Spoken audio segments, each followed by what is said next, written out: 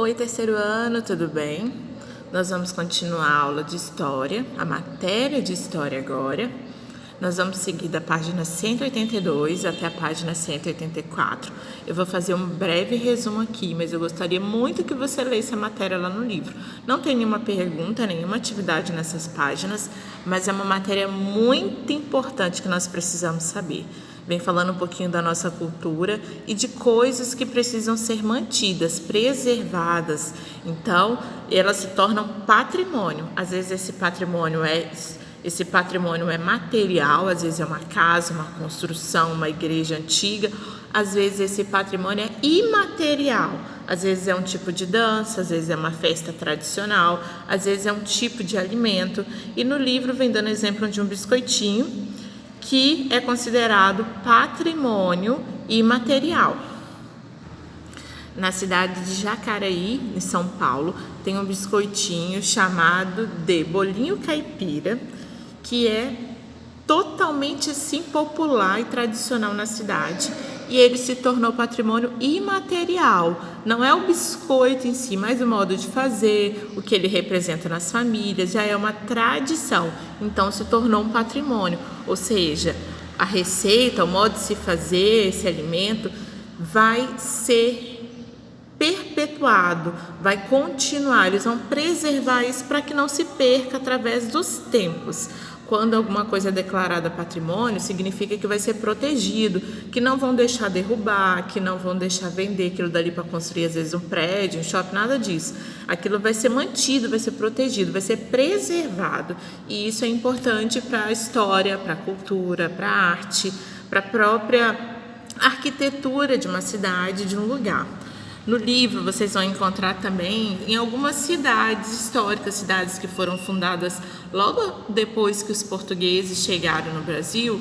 Algumas cidades foram fundadas em vários lugares e aí foram desenvolvendo, construindo, e essas construções hoje se tornaram patrimônios históricos, são preservados. Para quê? Para que haja algo da nossa história, da nossa cultura, protegido, por isso que se torna patrimônio.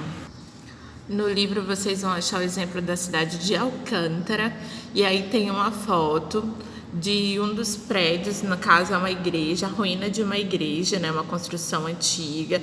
Vale a pena você dar uma olhada lá naquela construção, naquela foto.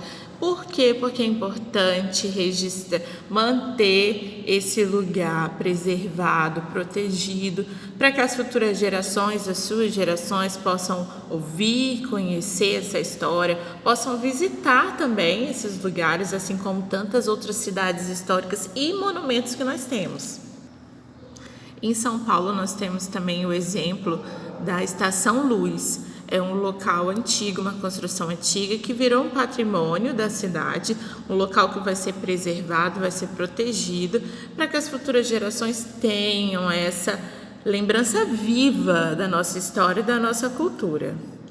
Também fala na matéria do livro sobre pinturas rupestres. Em algumas cidades foram encontrados vestígios arqueológicos através de pinturas rupestres, figuras geométricas, flechas e outros objetos deixados pelos povos indígenas mais antigos que ocuparam a região. Esses lugares onde são achados esses vestígios, todos esses lugares onde são encontrados vestígios arqueológicos também são protegidos, também se tornam patrimônios históricos, patrimônios arqueológicos, ou seja, eles vão manter preservado para que aquilo não se perca, não destrua, ninguém tente roubar, vender aquilo dali, destruir, para que seja mantido, para que seja protegido. Essa é a intenção de tornar um prédio, um lugar como patrimônio, ou até mesmo uma festa, um tipo de dança como patrimônio. Eu vou dar alguns exemplos para vocês. O pão de queijo é um patrimônio de Minas, não o pão de queijo em si, mas o modo de fazer, porque é uma receita tradicional do estado de Minas, então eles tornaram o pão de queijo patrimônio, exatamente, patrimônio do estado.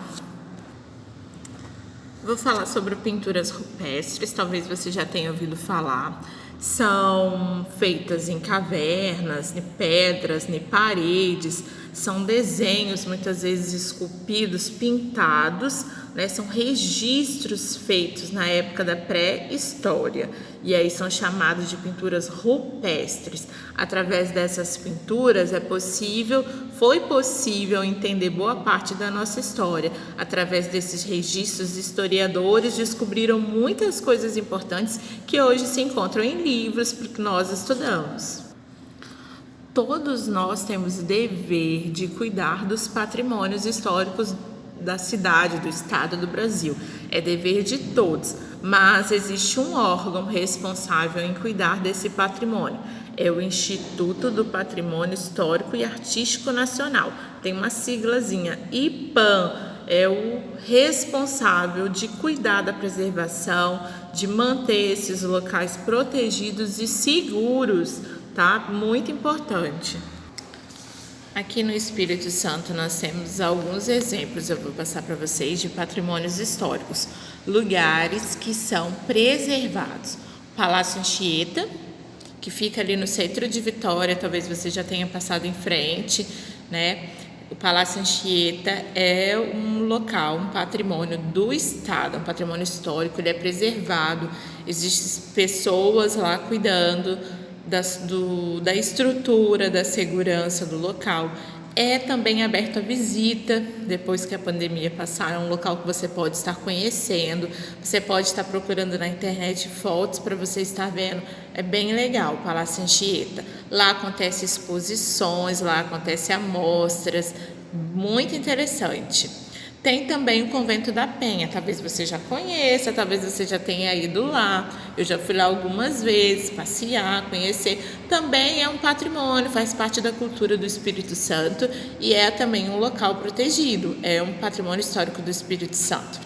Outro exemplo, agora é um patrimônio imaterial, é algo, né, que eu não vou pegar ali, não é um monumento, é a muqueca capixaba é um monumento, é um patrimônio imaterial, porque é o modo de se fazer a muqueca que já é tradicional e faz parte da nossa cultura, da história do nosso estado. Então, quando a gente fala em patrimônio, tem que lembrar que é algo que vai ser preservado e mantido para as futuras gerações, é algo importante. Outra coisa que nós precisamos lembrar, algumas vezes os patrimônios vão ser materiais. Vai ser um prédio, uma igreja, as ruínas. Guarapari também tem as ruínas, lá também é patrimônio da cidade, né? E aí, igual o Palácio Anchieta, o próprio Convento da Penha, um patrimônio material. E existem os patrimônios imateriais. Muqueca, que é aqui no estado, o pão de queijo, que é em Minas, é um patrimônio material. O biscoitinho, que eu falei, o biscoitinho caipira, né, lá em São Paulo. Então, cada lugar tem as suas próprias características culturais, históricas, e aí escolhe, né? É feito um estudo, um levantamento, e eles escolhem alguma coisa para preservar. Quando algo é muito importante, é feito então, se torna um patrimônio. Beleza? Dá uma lida lá na matéria do livro, tá bom? Não deixe de ler, olha lá as imagens, leia a matéria.